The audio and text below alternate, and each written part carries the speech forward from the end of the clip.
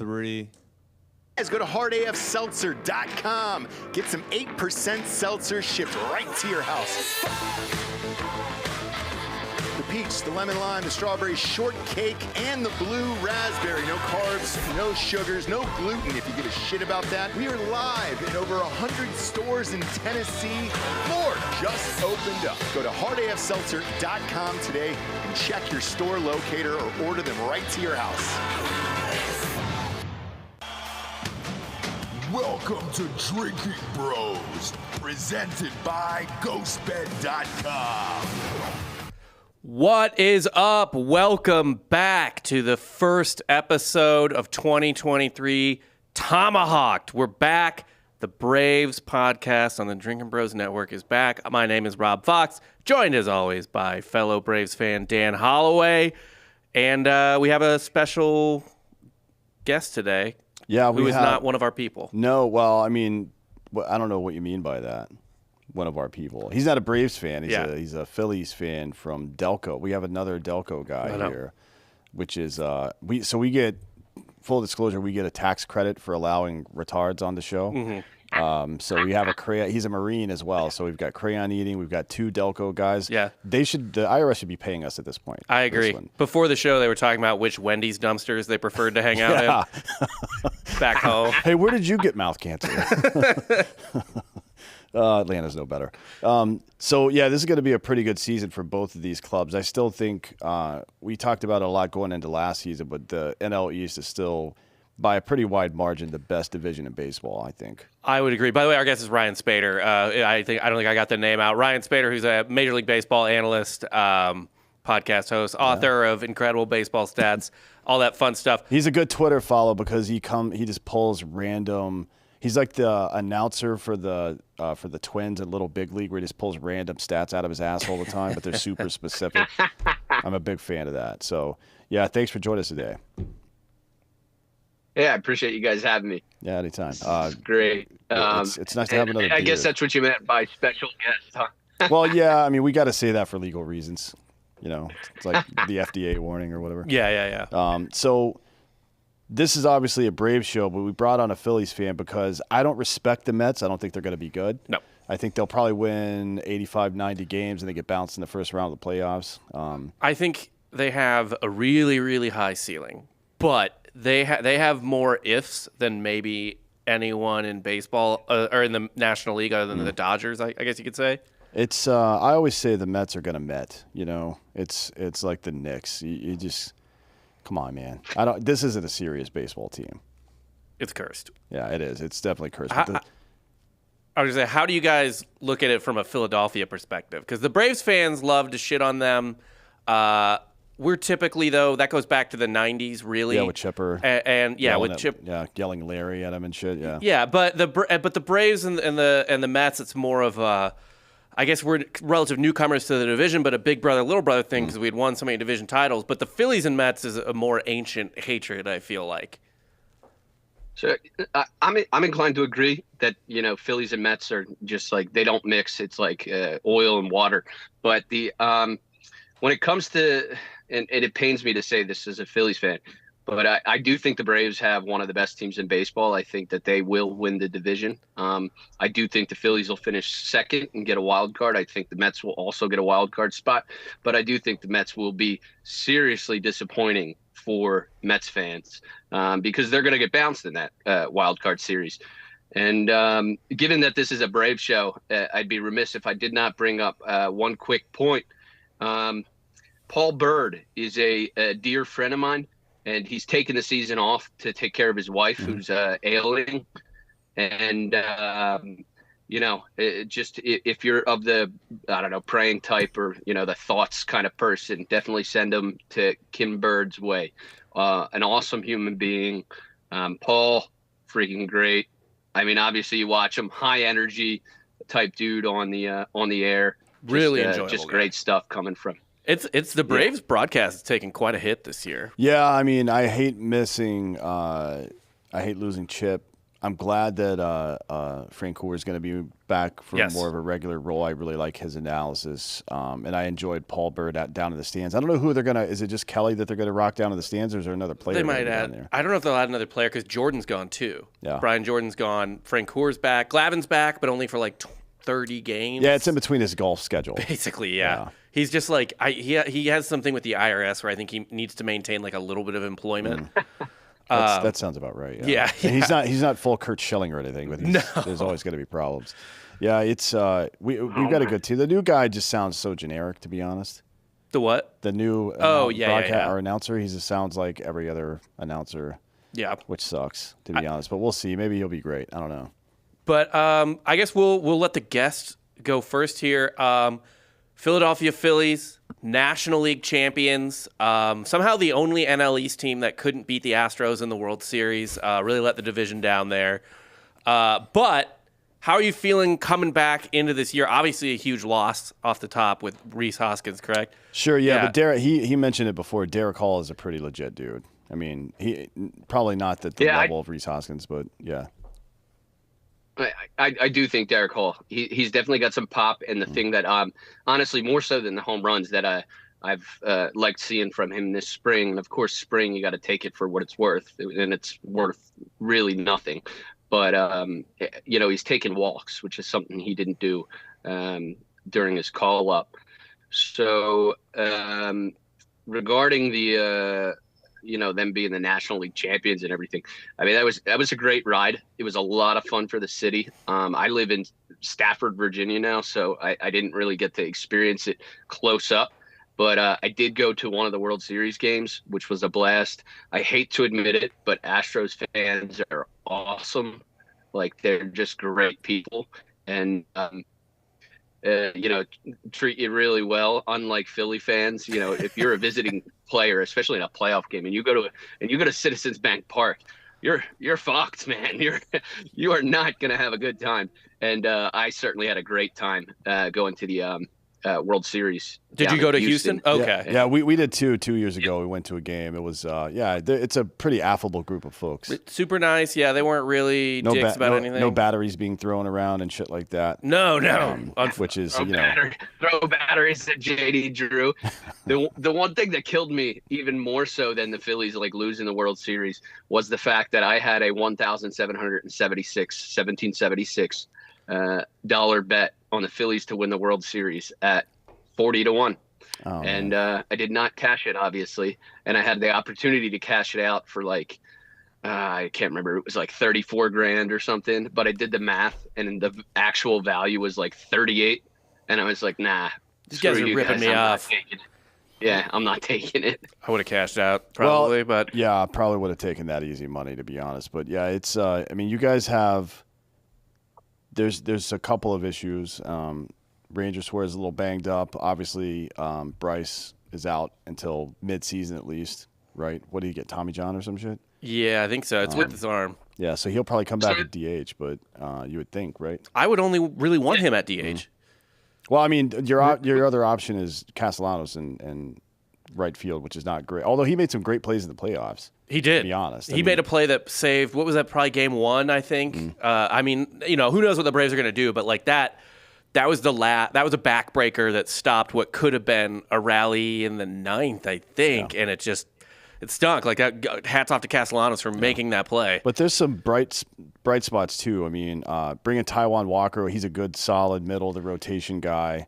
That is an improvement to the team. And if Kimbrel makes a return to his previous form, which that's, when you look at closers, you're like, oh, that guy's done. He's had a couple of bad years. That's not really how closers work. They have good 3 or 4 year period, and then they fucking suck for 2 years, and they come back and have another dominant 3 or 4 year period. Yeah. So they did it with Lidge and Papelbon, right? Oh, yeah. So why not? Same thing with Hoffman. I mean, you mean the Phillies? The Phillies, yeah. Specifically, yeah.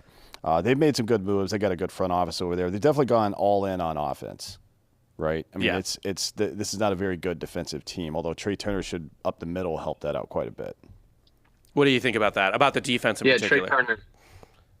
Well, I agree completely. Trey Turner is a complete upgrade for them defensively. Although Gene Segura was no slouch, but they were always bouncing him between shortstop and second base. And he's somebody who, as a fan, I'll miss, but it's certainly an upgrade. Trey Turner, I honestly, I like him for MVP potentially this year. And one of the reasons for that is I see him getting potentially his, have you guys ever been to Citizens Bank ballpark? Yep. Yeah. I mean, it's a bandbox, he has the potential to hit 30 home runs. He's got some pop. I know he's not the biggest dude, and he certainly has the speed. He's one of the fastest guys in Major League Baseball, and that's by the numbers. And with the new rules in terms of the pitch clock, there will be more stolen bases this year. And I see him as like a 30 homer, 50 stolen base guy. And of course, that's going to garner some MVP votes. And the numbers back up what I'm saying. A lot of people think that, the extra large bases are going to help out the stolen base numbers. That's immaterial. It's the fact that you can better time a pitcher. And that's what the whole idea of the pitch clock was. I don't think it had anything to do with, and I've got a history of calling out Major League Baseball's bullshit. I don't think it has anything to do with making the games go 20 to 25 minutes faster. It's so that players can time pitchers better and steal bases, because stolen bases are exciting for the game. So that's what I see for Turner this year. So I think there's a lot of credence to that, because if you look back at, maybe this is just me kind of like my dumb theory, but if you look back at the beginning of the major leagues, essentially the beginning of the National League, before even the merger, but certainly in the first years of the merger between the AL and NL, baseball was a fast game. 50 to 80 stolen base seasons were not rare at all. I mean, Vince Coleman was doing it pretty much every year. Ricky was doing it pretty much every year. I'm talking like Ty Cobb era and a little bit before that, when the nation fell in love with baseball, right? When it became America's pastime. 1871. It was a game. It was a game of speed. Like in the turn of the 20th century, it was a game. It was a running game. It was hit the ball, run, move. And then Babe Ruth totally revolutionized it with the home run, right? Yeah. Or just being a big fat guy who could crush the fucking ball. But the most excited I've ever been as a baseball fan, and I love analytics, and I read Fangraphs and all this shit. I love the deep dive on stats. The most exciting baseball team I have watched, aside from just loving the Braves and them making runs, is those two Royals teams in 14 and 15 that were all contact and speed. Obviously, they had an elite bullpen, and that was a huge part of winning the World Series in 15 and getting there in 14. But really, like, it was an exciting team. They were always running, always making contact, pressure on the defense. And I think baseball kind of understands that the more moving parts you have on the field, the more exciting it is. Yeah, I mean, say what you will about the success of Bobby Cox, but the 3-run homer strategy is it's almost like watching the Patriots play football. You know what I mean? Right. Like, it works 75% of the time. It works, which is good because you can win like that. But it is not the most exciting thing, frankly, is to hope for a couple of base runners and wait for a 3-run homer all the time. Or with Cox too, a fucking like sack fly. The amount of runs they scored on sack flies just. Yeah, but I like reintroducing speed to the game. The only issue I have with Trey Turner maybe winning MVP is that Ronald Acuna will probably be 40-40 this year, you would think, right? Because he looks like he's going to steal. He's been stealing bases in spring training, which I don't think he should be, right? But so you did some. Yeah, I would not recommend it. Yeah, you did some analysis. Isn't it like 80% of stolen base attempts are successful right now through spring? Yeah, I think last I checked, we're at about 81%. And when you look at the numbers historically, Major League Baseball as a whole is stealing bases as efficiently as Ricky Henderson did throughout his career. 1,406 stolen bases. It's absolutely ridiculous. The thing with Acuna is, and I think this is something that Major League Baseball wants, just like they wanted the Aaron Judge, vying for the home run record. And then they turned it into some bullshit about the American League home run record when he wasn't going to hit that many home runs. And we're feeding him juice balls the entire time. But I digress. I do think Major League Baseball wants a 50-50 guy. And I think if anybody's going to be that, it's going to be Acuna or possibly Tatis. But I think Acuna right now is in sort of better favor with the game, due to the fact that he did not have the, the suspension that Tatis did. I mean, maybe I would think Mike Trout might be in that conversation as well, but he hasn't been stealing bases. He stole like 2 bases last year. Yeah, he doesn't run anymore. Do you think he will again? I mean, because this is speed is a little bit out of the equation now. I mean, obviously it's still important, but like timing is more important. Is huge in stealing bases. Yeah, I think that. And he's not slow. He's definitely not slow, but I think Mike Trout should take a Russell Westbrook approach. I mean, if the Angels are not going to be competitive and spend money to be competitive, and let's be frank, Ohtani will not be on the Angels by the end of the season, I wouldn't think, because there's no way they're going to re-sign him. He would be crazy as a person to re-sign there because fuck that, right? He can make money anywhere. He just signed, or the stats came out on his out-of-contract deals today, and he's going to be the highest-paid single-season baseball player of all time, even with his basically what is effectively a rookie contract. Oh, right? yeah. It doesn't matter. Like the Japanese, I say this about Naomi Osaka all the time. Like she makes so like the Japanese have like 5 international athletes. 45 million people watched that WC final. Yeah. WBC final just from Japan. 45 million people just from Japan watched that shit. The Japanese pay their fucking. There's a reason that Roger Federer wears Uniqlo. Yeah, and I don't know how much you want Trout running in front of Ohtani. You know what I mean? So I think that was the point I was getting at. So maybe that doesn't happen, but if they're not going to fucking win, just go out there and pile up as many stats as you can, dude. Yeah. I mean, Anthony Rendon is hitting 500 in spring training right now. We'll see if he stays healthy for a season for the first time in 30 years, but I don't know. I just don't see this team going anywhere. I don't know. So I agree with the Angels because they can never seem to get anything right, and they're spending money. They always spend money on all the wrong people, and I don't want to throw C.J. Wilson under the bus because I love the dude, but like they gave him that massive contract, and I think that like started like a downhill movement where they signed C.J. Wilson, they signed Josh Hamilton. Honestly, I don't think they should have offered Trout the contract that they did. Not that I don't think Trout is like, you know, the second coming or anything, but he is humongous, which is why he's not running. I mean, I don't know if you've seen a photo of the guy, but he literally looks like a thumb. Yeah. Like he's so big. He's all mass. And yeah, it's wearing on him. He's I mean, he's a linebacker. Last year he hit, I think, 40 or 44 home runs. I can't recall. It's one or the other. But he only played just north of 100 games. If you could get that over a full 162 or call it 150, of course they're going to win some more ball games, but I just don't think at this point in his career that they're going to get that. And I am inclined to agree with the Russell Wilson point. Well, Trout Westbrook should want out. Just putting up triple doubles every night. Yeah. Just go out there and get your shit, dude, because the Angels aren't going to win. No. They're pitching. Tyler Anderson and Shohei are good, but after that, it is a rapid decline, and their bullpen sucks. Especially now, they just traded Iglesias last year. Like what? I mean, honestly, I would love Trout to see. I would love to see Trout leave center field.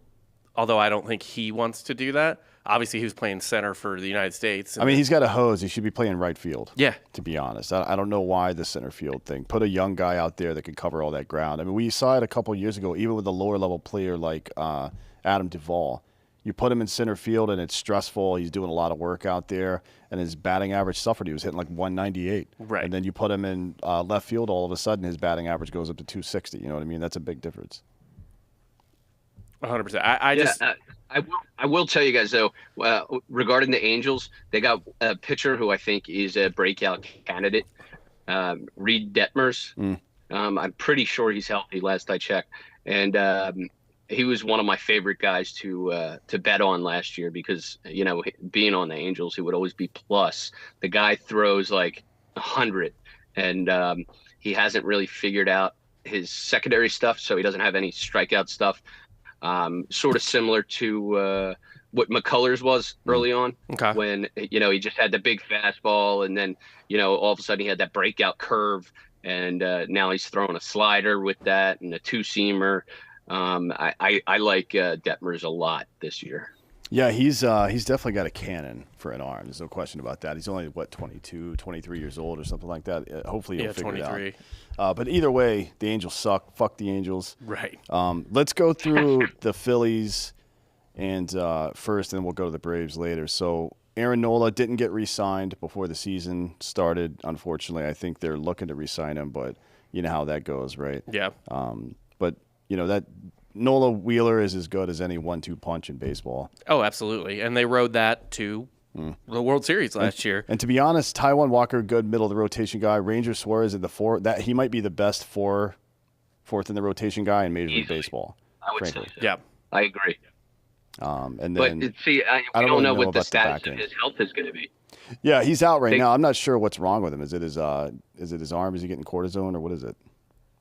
I don't even know. And when guys are getting cortisone, it concerns me because it generally means that like an injury is on the horizon and we're just going to put it off. Right. Yeah, that's Kyle Wright is from the Braves is in the same kind of boat right now. They put him on the 15-day DL to open up. Your guys' bullpen's decent. We'll see about that. I think that might be the weak spot for the Phillies, to be honest. Do you have an assessment on their bullpen right now? Yeah, I think it certainly improved because it was not the best, especially in the first half last year. They definitely improved in the second half. David Robertson did much better in his second tour with the Phillies. He's gone now. I can't even remember who he signed with. But the bullpen this year, the addition of Kimbrel, you made a point earlier about how bullpen guys, they tend to have 3-4 good years and then all of a sudden they have a bad year and then all of a sudden they're back. Well, it can be a string of a couple outings for a bullpen guy because he's only thrown 60 to 80 innings over the course of a season, and a string of a bad couple outings is going to inflate those numbers. And I think that's likely the case with Kimbrel. I think he will be returning to form this year. So their bullpen, I think, is a little bit stronger than people give it credit for, but I am still concerned about the defensive side of the game. I would say, what do you think I know Turner's obviously a great addition, but one thing I was thinking about with the Phillies in particular is and watching them last year, especially in the second half, they did a good job of fielding the balls hit to them. But the problem was never really the balls hit to them, right? It was more of a range situation. So without the shift, what do you see? Like, is the defense how much do you think the Phillies defense will suffer without the shift, I guess you could say?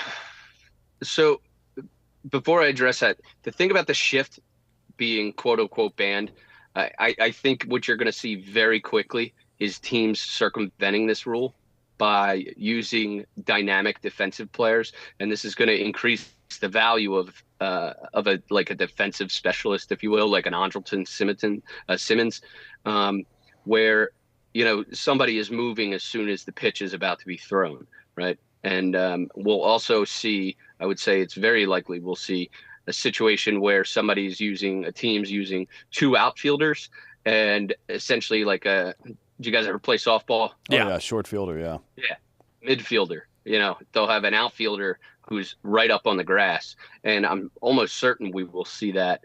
But as far as this shift and the Phillies goes, I think it's kind of a shame that Reese went down because he's basically a dead pull hitter, and I'm sure he would have benefited from that. And he's got a contract year coming up, and surely he wants to get paid. But their defense, I think it's going to be more of the new song, same dance type thing, as far as what we saw last year. I mean, Trey Turner really helps up the middle, and I mean, to be honest, Schwarber in left is okay, I guess. He's a left fielder. You don't expect too much out of left fielders, and your everyday right fielder is gone. Or it's going to be Castellanos, who's not great either. But I think the biggest defensive liability you guys have is Alec Boehm. I think his fielding percentage was like .965 last year or something like that. As a third baseman, you cannot have that. That's like in the modern game. As a matter of fact, most of the best defensive players in the history of baseball have been third basemen. You know what I mean? That's like a premier spot to play. Third base and short, I think, are the most important spots. I haven't watched any of their spring games. Does he look better this year than he was last year? Because last year he looked a little lost out there. So he was definitely lost in the first half, but second half he did improve a good bit. I don't know if you guys saw the clip where he was like, "I fucking hate this place." Yeah. And surely he does not fucking hate Philadelphia, right? Yeah. But he was just frustrated and getting frustrated with himself. And I mean, anybody who played any sport, you know, when you make mistakes, they tend to compile, right? It's like, you know, bad luck happens. It tends to come in bunches. And I think that was the situation with him. Now, I will say, given his size and athleticism, I don't think he's performing to his, you know, potential. And I would, given his size, with Reese going down, I would like to see him at first base. However, then you run into the issue. Well, you got Bohm at first. Where does Derek Hall go? Potentially DH, but then you know, Bryce is going to come back. You need Castellanos to DH sometimes. So it's kind of, I don't know. It's a situation where it's like too much of a good thing, but not, you know, that's not necessarily a lot of, right. It's a lot of big bats, but maybe the defense isn't there in any of them. Who would be the I'm looking at the depth chart right now. Like, who would be the sort of like defensive specialist you talked about on the Phillies roster? Like, who are they moving around like that? Sosa. Yeah, absolutely. Sosa's pretty good. He's unreal. He's only in the big leagues because of his glove. If that ball was just like 12 feet to the left, it would have been gone. Oh, it kills me.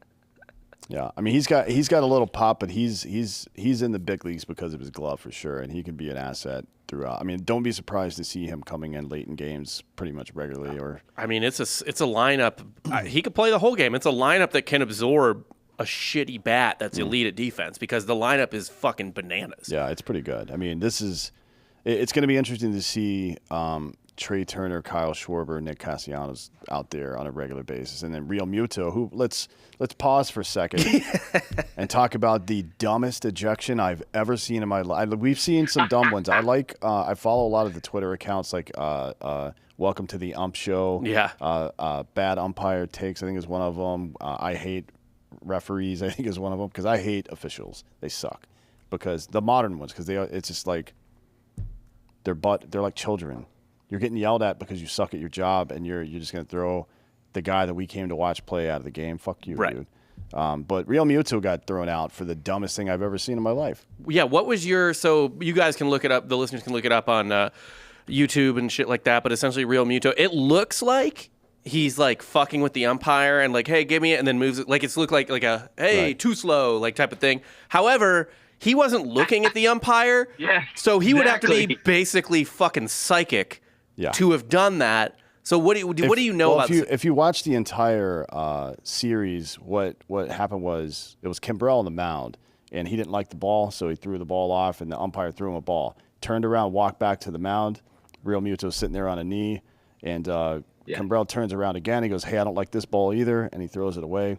And Real Muto sees him looking at the umpire for the ball, so he just sits there, and then the umpire doesn't throw it. And he puts his glove up like this, and he thought he was going to throw the ball to Kimbrel, so he put his glove down. Umpire throws it into the ground, and then thinks that why would Real Muto, what would be the fucking point of that? No one measures their dick in spring training. They haven't even been arguing about anything. They're right. just sitting there, and all of a sudden, this umpire's like, good out in a spring training game with the closer on the mound. Right.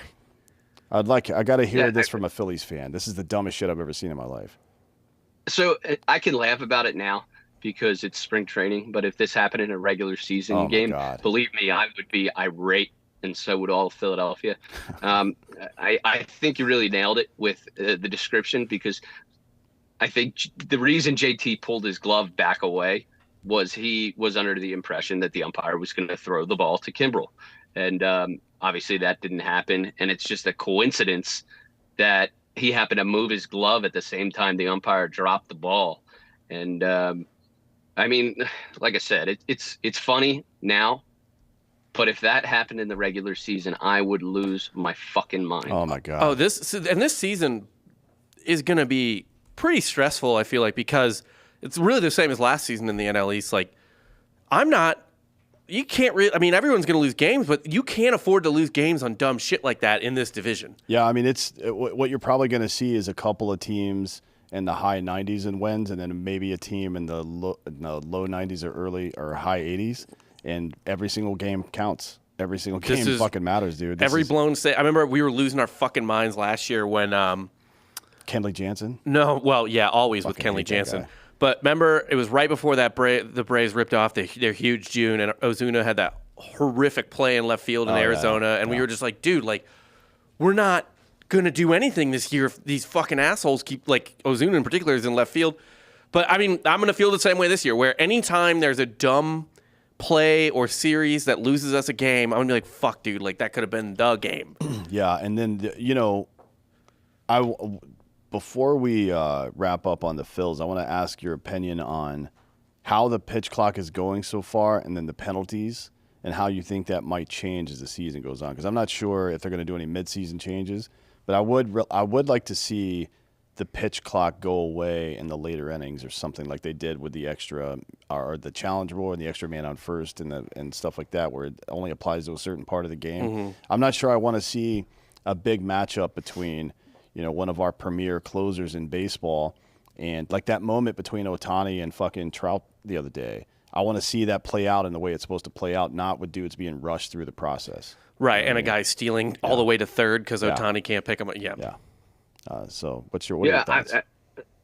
I'm not a fan of the pitch clock. I like baseball traditionally. I'm honestly not even a fan of interleague play or the designated hitter. The designated hitter thing is a bit ironic because I championed for Edgar Martinez to make the Hall of Fame, and he did. And when he did, he actually invited me to his induction, which was awesome. But, you know, Major League Baseball decided, hey, this is going to be part of the game, and I can't change that. So regarding the pitch clock, though, I think that it's going to be consistent throughout the season. I am also inclined to believe that they probably will not use it during the postseason. And if for nothing else, it's, you know, advertising money. You know, the length of games matters when it comes to that kind of stuff. Mm-hmm. The other thing that I'm actually a little bit surprised is who has the Braves? Bailey's, right? Bailey or whatever. Yeah, and then the Phillies are Comcast. And I'm surprised none of these huge organizations didn't come after Major League Baseball, or maybe they received a payoff or something, because you're talking about an additional 20 to 30 minutes that they're not going to be able to show ads, which is how they're making their money back for what they're paying for. It kind of blows my mind. That's about 8 minutes of commercial programming, basically, not including the overlays that are in game and stuff. I would think it would only affect the overlays, really, right? Because you're still going to have the same number of breaks. No. Well, I mean, you'll have the same number of breaks, but they'll be shorter because there's a clock on the break now. Oh, okay. Right? Yeah. So instead of having, usually you have in Major League Baseball, I think it's 3.5 minute breaks between every inning, something like that. Mm-hmm. And now it's down to 2.5. I think. Isn't it like 2:17 between innings or some shit? I don't remember what the number is, but it's definitely less than it used to be. It's the number, the time on the clock when you're changing innings is less time than the average commercial break. I don't know that the major leagues understand advertising, because when I watch the Braves on MLB TV, I only get the same Scott's Turf ad for like 5 years in a row. Well, they're really into grass. Yeah, like it's really, and it's one ad between every break, the same ad between every fucking break, repeated all season long. Like they don't sell advertising there. Yeah, I don't know what that's about. The one I always get is the Roman ads, the boner pills. Oh yeah. Funny enough, when I was hosting a show with my buddy Holden Kushner, who's he's in his 40s, we one of our ads was a Roman thing, and he was like, "Dude, I'm not doing this. You do it." And I'm like, "Dude, who do you think is more likely to have ED?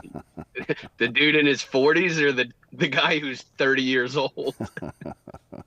Oh yeah. We used to have them. We have Blue Chew now. Yeah, Blue Chew's better because they pay us. Send some my way. Yeah, well, we use it recreationally around here. Before we let you go here, you've been you mentioned Edgar Martinez. You've been kind of instrumental in assisting with the PR campaign to get a couple of people in the Hall of Fame. The latest of which was Scott Rowland, right? Now. Yeah, we're going to need you to turn your attention to Andrew Jones, because it's a goddamn travesty that he's not. That is the most egregious example of somebody not being in the Hall of Fame that I'm aware of. So I'll tell you what, I'll tag you on a couple things. I am very friendly with Andrew Jones. Hell, I I could text him right now and get him on your show if you guys want. Yeah, we'd love that. Yes, please.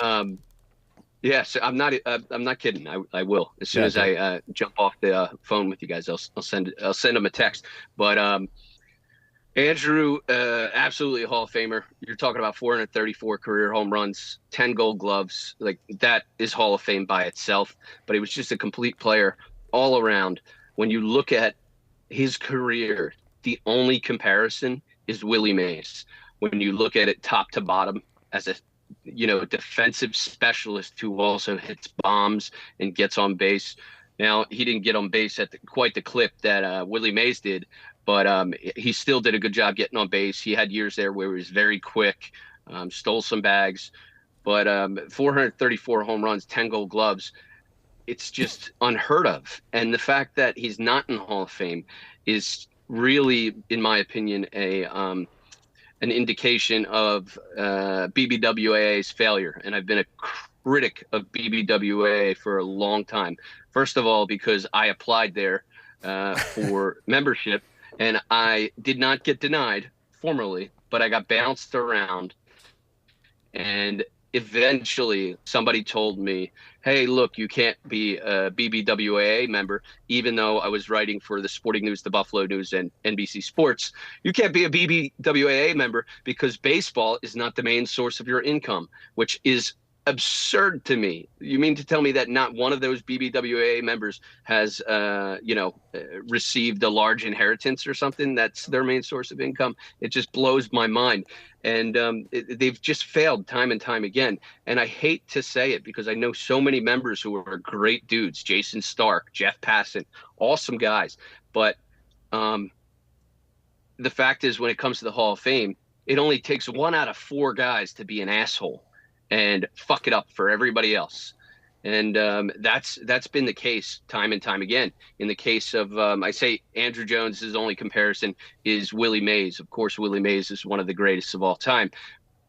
And in reality, it's no crime to be Willie Mays. This is the same thing that kept Tim Raines out of the Hall of Fame. His comparison was Rickey Henderson. Of course, Rickey Henderson was a better ball player, but it's no crime to not be the greatest leadoff hitter of all time. Yeah. It's no crime to not be the greatest center fielder of all time.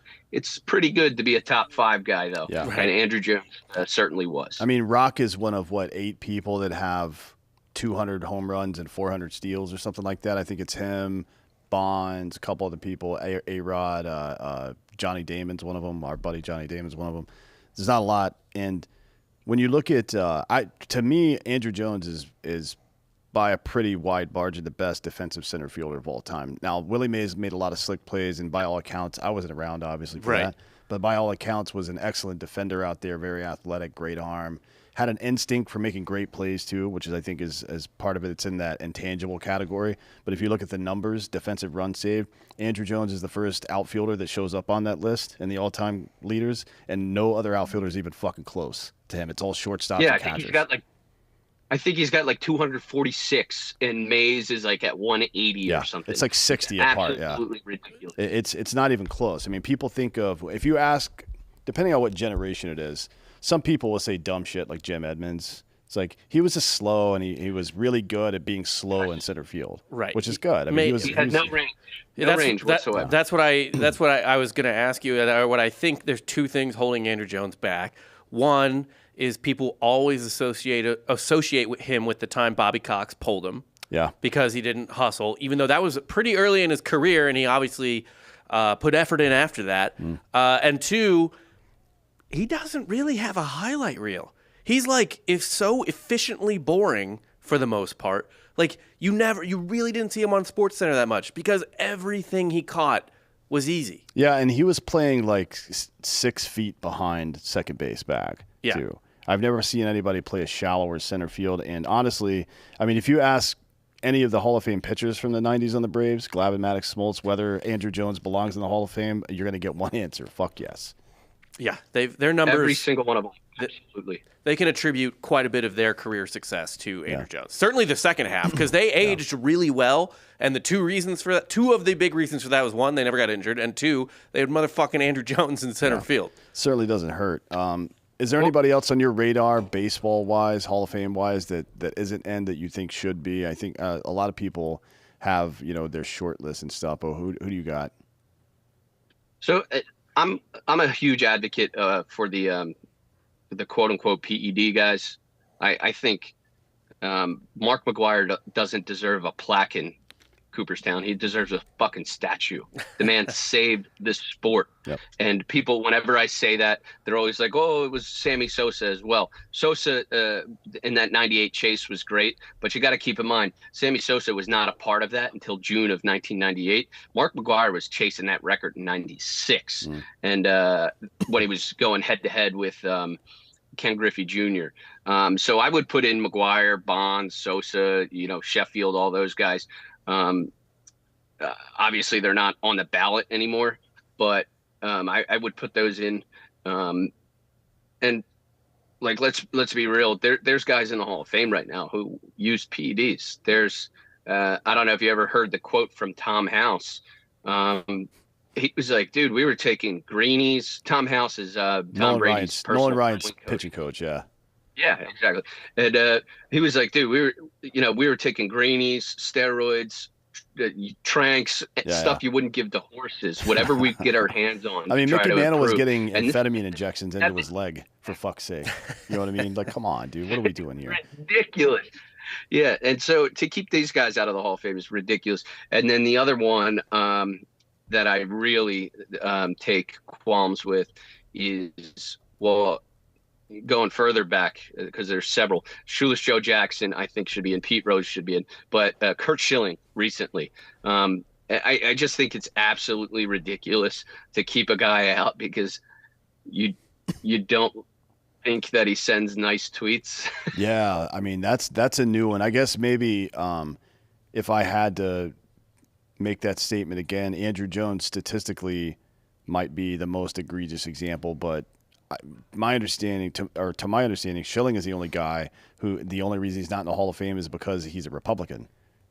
Well, he's kind of a cunt too, to be honest. But like, just the people don't like his politics and his attitude, so he's not in the Hall of Fame. Well, let me introduce you to Ty Cobb.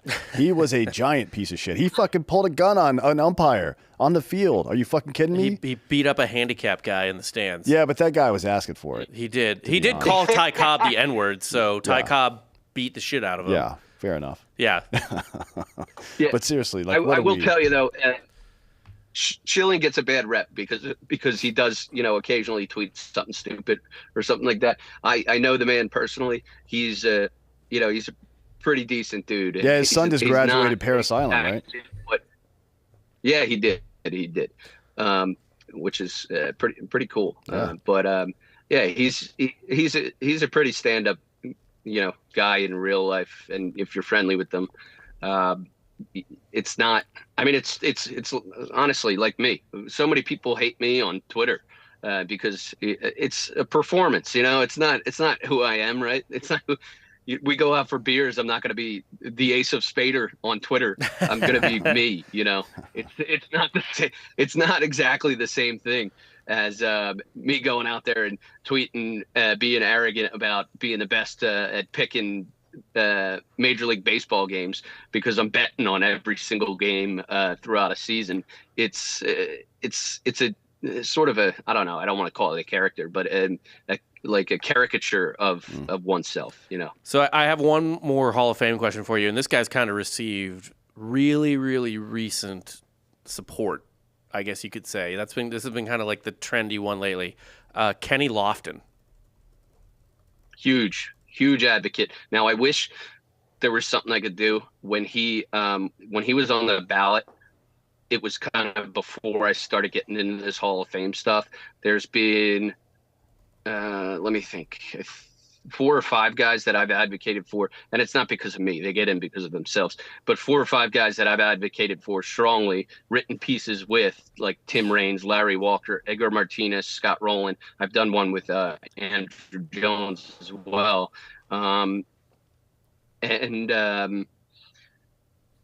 It sort of helps gain a little bit of traction because I do have a decent following in the baseball circles.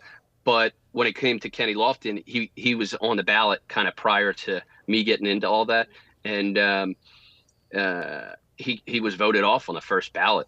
It's a complete crime, because one thing I think we do in baseball is we view it in sort of in hindsight or in retrospect, where we look at the game and we measure it by today's measurables. You know, people say Ozzie Smith, or excuse me, Lou Brock is the worst Hall of Famer. And I say, no, he's not, because he did exactly what was expected of a leadoff hitter back then. And he by the way, saw some pitches. Lou Batted Brock, 293. yeah, and Lou Brock was like, I'm from St. Louis. Like Lou Brock was a like legendary player to Cardinals fans. Like my mom was obsessed with Lou Brock. Like it's so I think he had at least the fame to justify. You know what I mean? Like he was a famous star player. Yeah, I don't know. Yeah, but then people want to today. They take a look and they're like, well, his WAR is bad. Right. Lou Brock didn't know what the fuck WAR was. Right.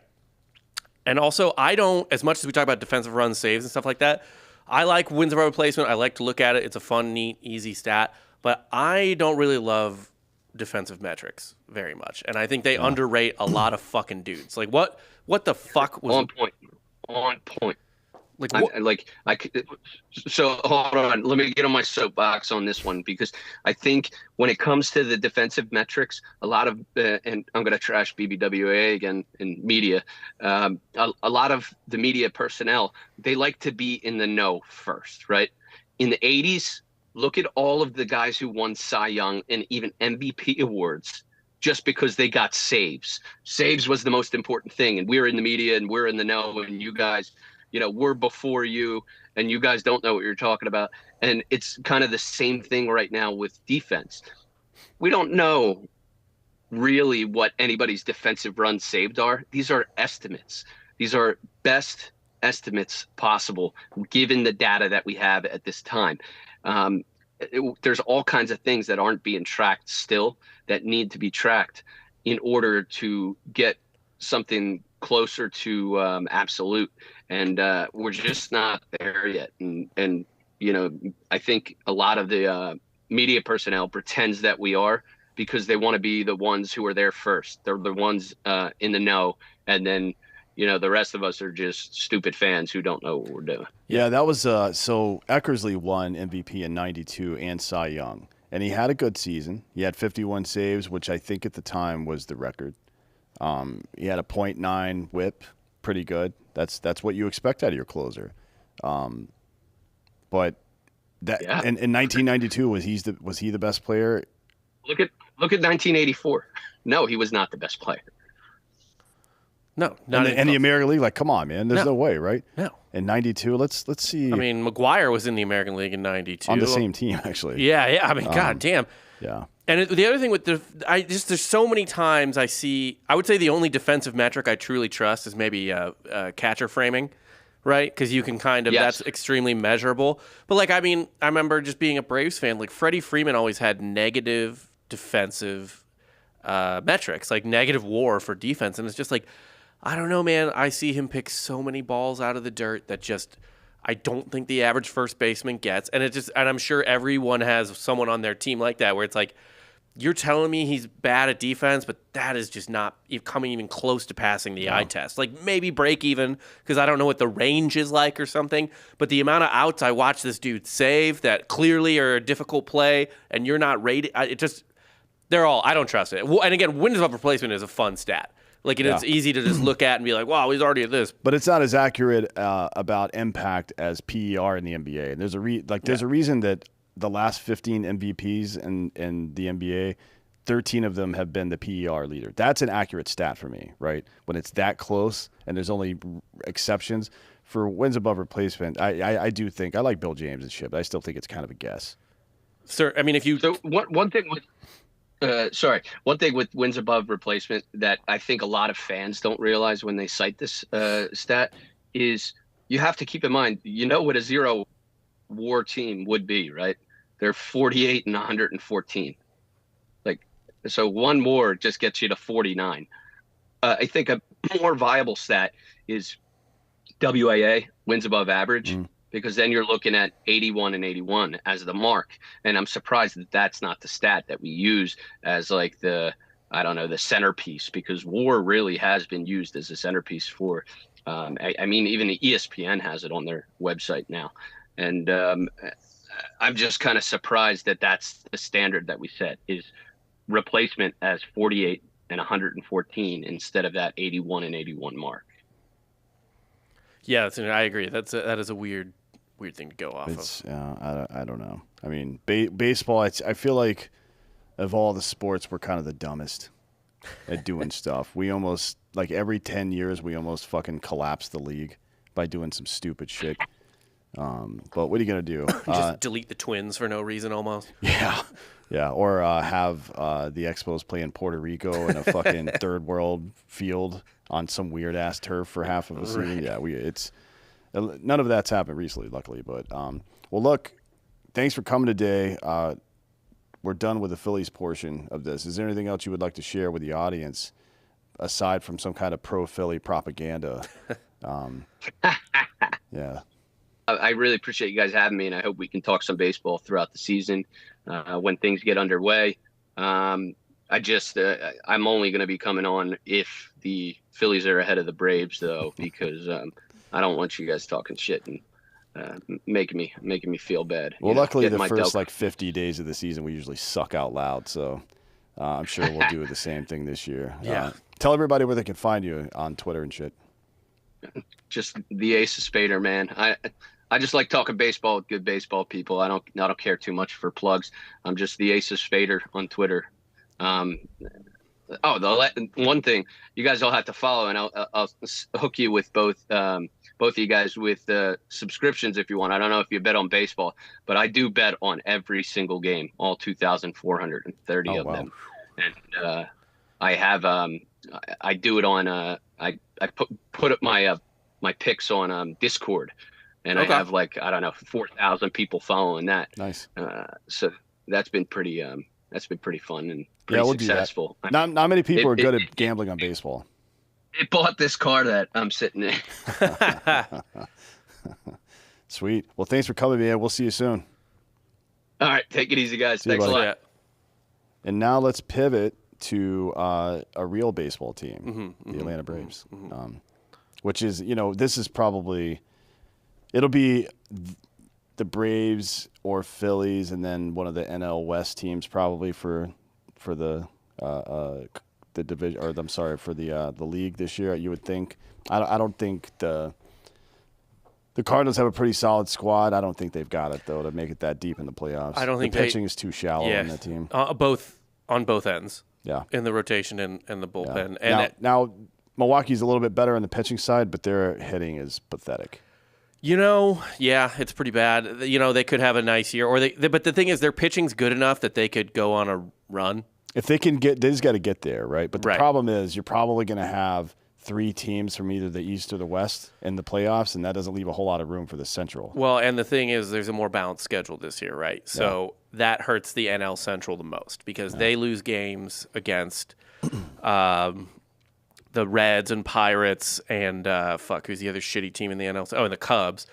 And, they pick up games against the Nats, but otherwise they're facing good teams the rest of the time. So the NL Central is probably only putting one team in. Their win totals are going to be depressed from the balanced schedule. They're probably you're looking at an 89 win team probably from the Central making it, something like that. I could see that, but again, Woodruff and Burns, right? Yeah. But I'm not 100% sure that both of those guys are going to be on the roster. Burns especially is on. I don't know if he's actively on the block right now, but he's at the part of his contract where they might be trying to extract some value out of him. But they added pieces this year. They didn't lose them. Obviously, they were real fucking cheap with him in arbitration or whatever. Yeah. But, they added, obviously, William Contreras from the Braves. Devin Williams, brilliant piece in the back end of the bullpen. And they have a lineup that's interesting. You know what I mean? But they're still kind of – Willie Adames is good, but they're still – and they picked up Waker as well from Cincinnati. But they're still – kind of just, it seems like they're just waiting around for Yelich to come back. Yeah, pretty much. It doesn't look like it's going to happen. It's been a couple of years now. Yeah. So, I think one team out of the Central, probably 2 teams out of there's 6 teams make it, so 2 teams out of the West and 3 teams out of the East or vice versa. I could definitely see the Giants, Padres, Dodgers being in, or the Phillies, Mets, and Braves. Yeah. But I can't. It's hard to imagine unless one of those 6 teams I just named collapse.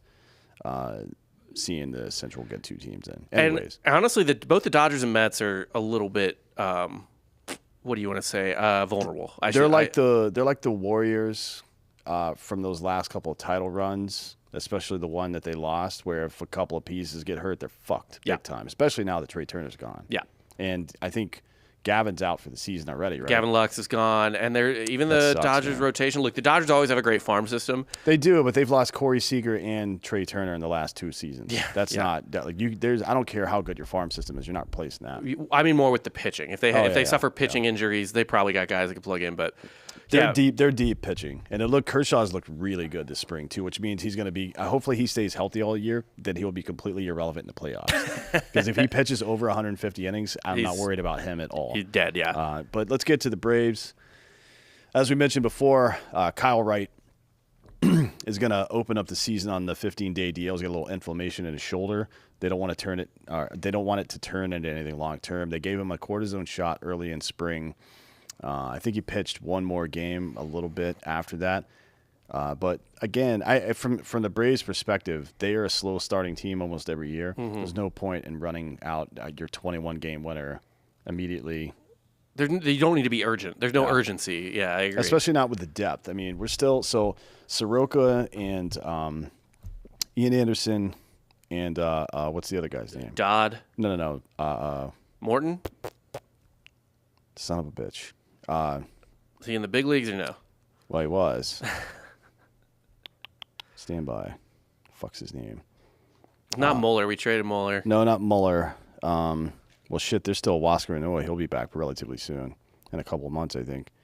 No, the other right-hander, sinker ball guy, the one that's a good pitcher.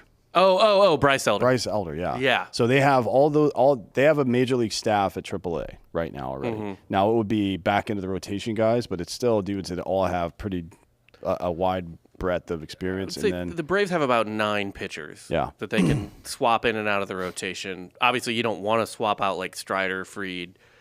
Strider and Fried are the fixtures. I'm not sure if Morton makes it through this whole season. He's not really looked that good in spring. And he's getting kind of old, but he's got old man wisdom too. So, right. And there is literal, tangible value in just eating fucking innings. Yeah, yep.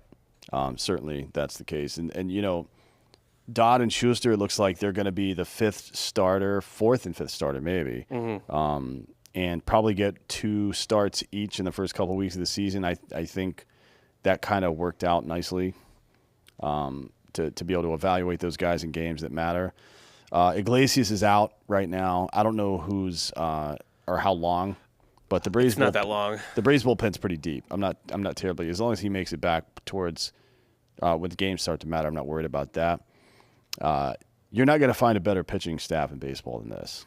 1 to 15 or whatever. Yeah. No, you're not. That is, especially now that the Mets don't have Diaz.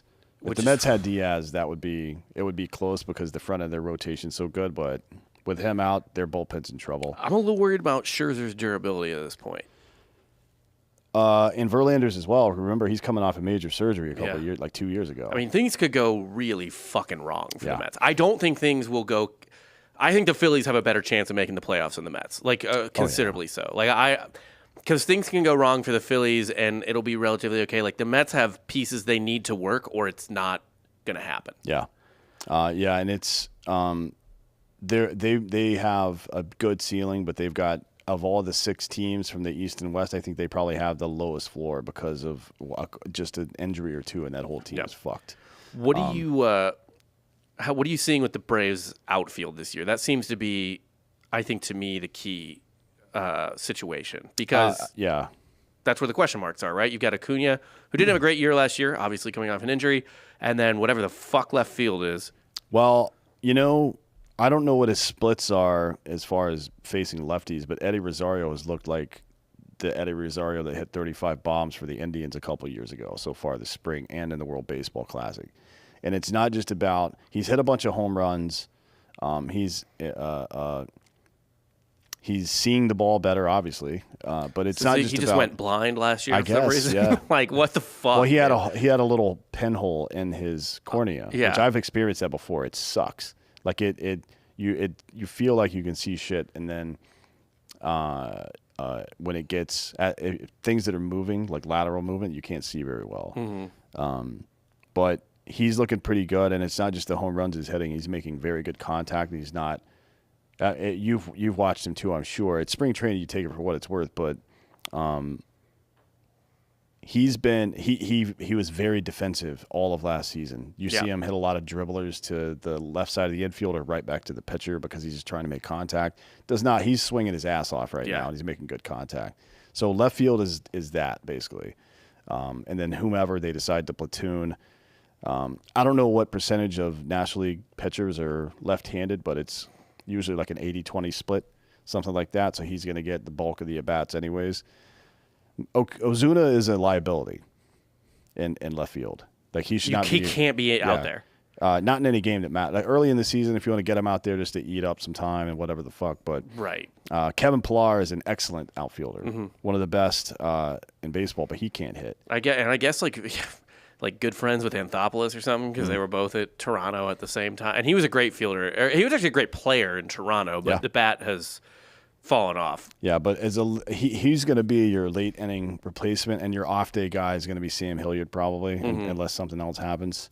I'm not terribly concerned about it, to be honest. I mean, we still don't know what's going to happen with Vaughn Grissom and whether or not that's a service time play or if they evaluated him and they think, well, what we could probably do is bundle him and Shoemake and get a better guy. Yeah. Maybe. Who knows? Maybe get a left fielder and keep running Arcia out there for another year or two until we can sign somebody in free agency. Who knows? The Arcia move's interesting because, and I didn't realize this until I was reading something the other day, not even a Braves thing. This was just a random thing I was reading. I did not realize he was a top 10 prospect in Major League Baseball. Oh, yeah, he was. Yeah. I mean, he's an incredible athlete. He's not... And he can hit. That's great. I'm glad he can hit. I mean, it's not like we're getting. It's not like they're putting fucking Rafael Belliard in here or anything like that. Even but Blauser. He's not very good defensively. His career defensive percentage at shortstop is .965, and that would put him in the bottom third of the league. And defense is more important this year than the last. With Dansby out, I mean, you're trading in. Arcia will probably put up slightly worse numbers than Dansby would offensively, I would guess, but be competitive in that way. But defensively, Dansby saved our ass a bunch last year. Yep. And this is going to be a problem. I don't think they're going to be able to stick with Arcia through the whole season. It doesn't feel like it, and even with, perfect scouting positioning, that's going to be tough. Are there any areas that you're this Braves team is God, it's like as deep as I've ever seen an Atlanta team. I mean, for the second year in a row, we have 2 all-star catchers. Right. So last year it was William Contreras, who was the starting DH for the National League, and then Travis d'Arnaud, who was the starting catcher for the National League. This year it's Murphy, who was an all-star for the A's, and d'Arnaud again. That's not a bad problem, or it's not a bad thing. Obviously, that's 2 very good players right there. And then Olsen with the shift coming off, and Albies also with the shift coming off. That's going to definitely improve their ability. I think it's even Acuna is going to get a lot of fucking hits this year on shitty balls. You know what I mean? Yeah, he's not a very good strategic hitter, but he is really good at hitting the ball where it's pitched. So, if you make mistakes out over the plate to him, he's going to fuck you up. Same thing with Riley, by the way. Riley hit into the shift on the right side of the infield quite a bit as well. Yep. Because when he's right, and maybe this is something he picked up from Freeman or maybe Chipper, but when he's right, he's hitting the ball hard to right center field, so he hits into that alley as well. We'll see. I don't know. I mean, they're very deep. They're not. We've seen actually each of the last 2 seasons they've had 2 big parts of their fucking lineup out, and they still were very competitive. Right. Once they won the fucking World Series without the best player on their team, so no real complaints there. I am kind of interested in what they might do trade wise as the season goes along, though. To be honest. So one thing I'm curious about is d'Arnaud, pretty good framer, not a very good defensive catcher otherwise. Is that why Murphy's here? Because they knew the pitch clock was coming. They knew that stealing was going to be easier. Probably, but as Ryan was talking about earlier, the league-wide average for caught stealing is like if Ricky Henderson was always on the base, no matter who the pitcher or the catcher is. Right. So I'm not sure it really matters at this point, to be honest. I'm not sure if you should framing, yes, but throwing out base runners is kind of a thing of the past at this point, right? It seems like it. Yeah, it's. I don't know that that's going to be a huge concern. But the Braves have always been. They've always liked framers. That's kind of their thing. It is, and I think it's smart. Actually, one thing you might see a lot more of this year is the pitch out. Yeah, maybe. But even then, like I think you're going to see dudes stealing bases on the pitch out and making it. Probably. Because of the timing. And you wonder if a ball is worth it. Yeah, for real. Really? Like, I mean, if you're going to put yourself in a hole like that, just drill the hitter. You know what I mean? I used to do that. If I did that to intimidate people. If anybody tried to steal on me, I would hit the guy every single time. Like if I hear gone in my head, hitting him. Unless it's like a serious situation. Yeah, right. You know what I mean? But there's a lot of guys out there. Like I think I don't know what's wrong with him physically, but if Correa has a good first half and the Twins suck, I wouldn't be shocked to see the Braves make a move on him. Even if it's like a shorter term 3-year kind of situation or something like that. Because he's quite a bit better defensively than Arcia is. Oh, he's better in every way than Certainly, Arcia is. So is there? I guess we're making the playoffs. It would take, with the expanded playoffs and how good the Braves are, it would take something. I don't see a single win on that schedule.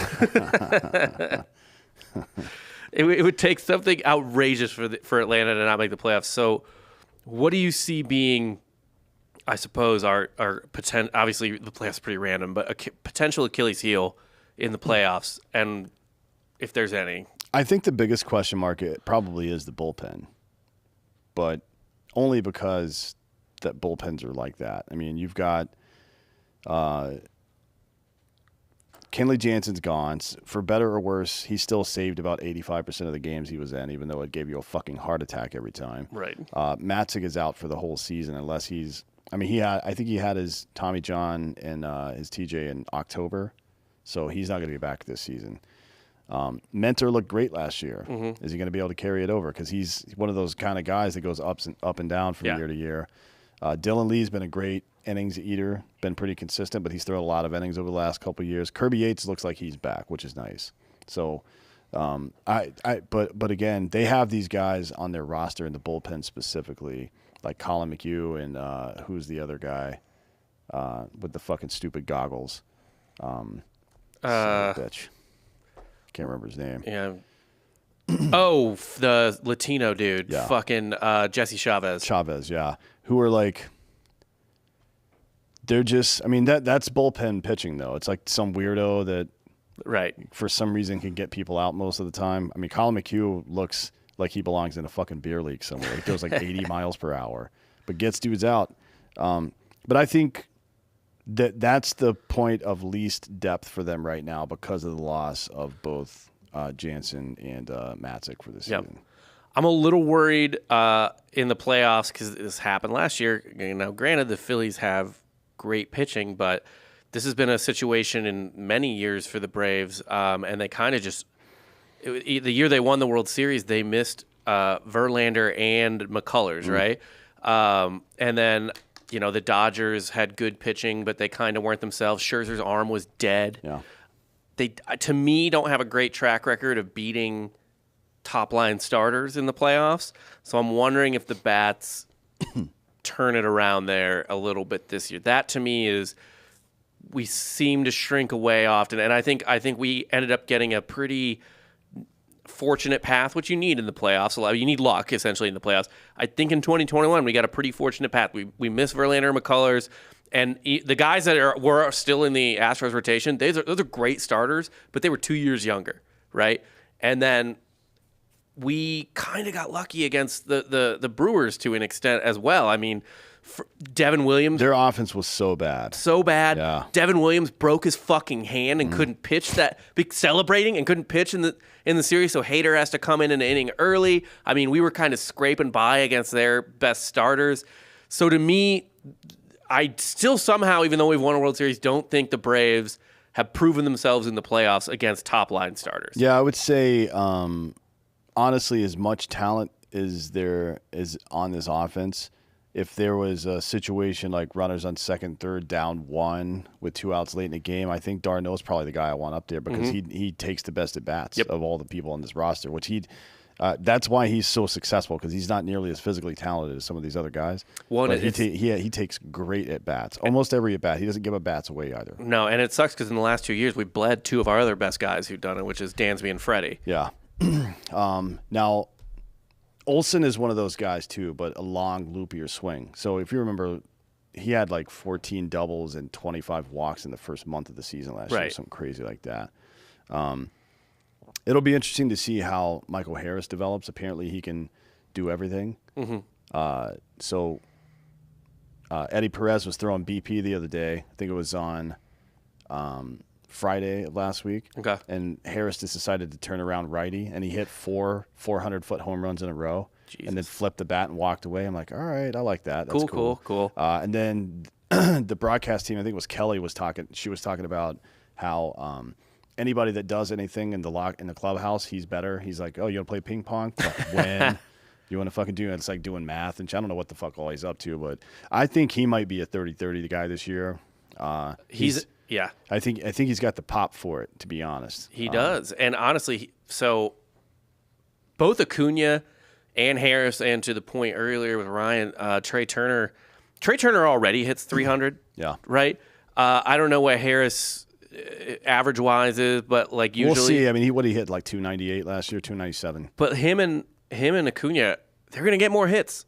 Oh, yeah. Just because the shift's not there, because it's going to – if you take an extra – fucking split second to get to that ball, you have to move just a half foot 6 inches further. They're safe with those guys running like that. Yeah, and Albies as well. By the way, he's pretty quick. So my bold prediction for this season is I think between Albies, Acuna, and Harris, they're going to hit 100 home runs, and they're going to steal 100 bases as a group of 3. Okay, that's my bold prediction for this year. Who would you say is your final 4? Final 4 teams? Yeah. Ooh. I mean, obviously, I'm going to pick the Braves. I would say probably Braves and probably, I don't know. I keep wanting to say the Padres, but they just haven't proven they can win big games. It's right. I mean, that lineup is... It's so good, but the fucking the Dodgers... You know... It may sound crazy to say this, but the best thing that could possibly happen to the Dodgers is if Clayton Kershaw misses 2 months in the middle of the season. Yeah. Because they still have Gonsolin, Dustin May is back. Fine. Like this will be the first full season Dustin May's back from injury, and he's electric. That kid, and Gonsolin is too. Gonsolin throws 97, 98. Like you're fucking. That's the top 4 in a rotation. That's pretty fucking good. Yeah, and obviously Urias is. Yeah, Urias is good every year. You don't want to run into those guys. So, and then, but we've actually done pretty well against their bullpen. Gratterall, who seemed unhittable for a while, we fucking somehow lit him up pretty good. I don't know how. I mean, it's just good at bats. I think Daniel Hudson we had a lot of success against. But and then they have Shelby Miller over there from the Cardinals a couple years ago too. And if he has a bounce back year, that's going to be a tough rotation. So probably the Braves, Dodgers, and the National League. The American League, to be honest, I don't fucking know. Astros, probably. I don't think you bet against the Astros making the ALCS. I mean, that team is stacked from top to bottom, to be honest. I don't know how Luis Garcia is going to do with the change. Like, he's got that funky delivery that he's had to change, and I don't know if that's going to get in his head or anything. But aside from that, Framber Valdez I think he's got the best odds to win the AL Cy Young this year right now. Christian Javier, Lance McCullers is out again. I don't know. He hasn't been able to get it together, but still, that's a really fucking good team. They have another guy in their rotation who's supposed to be like the new dude. I don't see his name. I'll have to look up his name again. But Valdez, Christian Javier, Garcia, and Urquidy too. But they have someone who's coming in from McCullers who's like a young pitcher who is just totally fucking leaving my brain right now. Regardless, I think it's I think the Astros are ALCS bound no matter what. And I would pick the other team. I would pick is probably the Rays, just because anytime it's like the March Madness right now. this is the most parity we've seen in college basketball in a long time. Mm-hmm. So pick the consistent team. Seems like a good approach to me. Yeah. And the Rays are good no matter what. I don't know anybody on their team. Also, we sponsor them. So hopefully they go to the playoffs so we can get more eyeballs on our product. I mean, the Rays this is even for the Rays, like as deep of a team as they've ever had, I feel like. They're pretty good, man. I mean, they held on to a couple of people for the first time in a while without just trading off whenever they come out of the rookie contract. But they've got McClanahan and Glasnow at the front of that rotation. That's pretty good. And this iteration of the Rays has done well in the playoffs. Yep. I do think I agree with you on the Rays and the Astros. I'd probably go for the NL. It totally depends on, like I said, I think if the Braves can hit top line starters and then just who they catch. Yeah. But I will, all things equal, I would say probably Atlanta and man, I don't know why. I just feel like Milwaukee could have a year. If they hit. But St. Louis is I feel like St. Louis is so much more injury prone. Or I'm sorry, so much more prone to being hurt by injuries. Yeah. Not saying that their guys are more likely to get hurt, but if St. Louis loses dudes in the rotation, I don't know what the fuck replaces those their guys. rotation is already not very good. Right. To be honest. So but they've got they have the number 1 and 2 in the voting from MVP last year, I think. Goldschmidt and Arenado, fucking incredible. And they added Wilson Contreras. Yeah, Contreras is great. Or Wilson. Yeah. Wilson, yeah. They got Tyler O'Neill. They've got Lars. I love their lineup. I love their defense. Defense is good. Offense is good. Pitching. Ryan Helsley is good, but the rest of that honestly, Jordan Hicks is the most talented pitcher that sucks I've ever seen in my life. Oh, yeah. I wish somebody would just throw a cutter, dude. You can't just throw 103 miles per hour right down the middle every time. They're going to hit. It's Major League Baseball. They're going to hit that shit. They'll touch it eventually, yeah. Somebody's got to fix that kid because he's still pretty young. I think, what is he, 26? Yeah, he's 26 years old. He throws. I've never seen anybody since Nolan Ryan throw a ball like he does. Yeah. He's hit 105 on a pretty consistent basis over the last 2 years. Wasn't he the dude that was walking all the Braves home? Yeah. Yeah. Like fucking 6 walks in a row, and finally they're like, dude. Yeah. And then Helsley walked a bunch of Phillies. The Phillies beat the Cardinals in that series because he fucking choked it away. I mean, like walked like 2 or 3 dudes in a row with like the bases empty in the last inning. And one of the 2 games, I forget which one it was. I just remember I was at La Barbecue picking up barbecue and listening to it in my car. But yeah, I don't know. I feel like the Brewers, look, somebody's got to win that division, and it's either the Brewers or the Cardinals. And I feel like the Brewers are better off taking a bigger injury to their lineup, like losing Rowdy Tellez or something, than the fucking Cardinals are losing like Miles Mikolas. Yeah, I mean, they can't. There's not a lot of resilience on either of those teams, unfortunately. And look, maybe the Cubs make a move. I don't know. I mean, they don't have a bad team, and they've got a little bit of pedigree now with Dansby on the team. They improved their rotation. Stroman's there now. James Talley from the Yankees is over there now. Kyle Hendricks is there, although he's out right now. Bullpen's not very good unless Brad Boxberger makes a comeback. He's had some good seasons, but not lately. But it's like a who the fuck are these people? Right. You know what I mean? Trey Mancini, maybe he's got a good year in him. Maybe Cody Bellinger is going to have a great season. Suzuki and Wright is great. Like he's probably other than Dansby, their best player. I do like the roll of the dice on Bellinger. I wished the Braves had done it. Yeah, me too, honestly. But I mean, if you put him in left field, that's the best defensive team in history. Oh God. Well, not team, but outfield for sure. Yeah, but it's hopefully the Windy City, the confines will do. I like Cody Bellinger, he's a good player. So we'll see, and it's probably quite a bit easier to play center field in Chicago than it is in LA, to be honest. Yeah. Even forget about the wind, it's just not as much space out there. Yeah, we'll see. We'll see. That is all more or less I have got. Yeah, I'm done. All right. We are coming back to you every week with Tomahawk'd. This is kind of a weird week because we're going to Miami for Hard AF's opener there because we're in both Lone Depot and Tropicana Field for the Rays and Marlins. We will probably, we will decide on a concrete day to do this show. But like I said, weird week. So yeah, for Ryan Spaeder and Dan Holloway, I'm Rob Fox.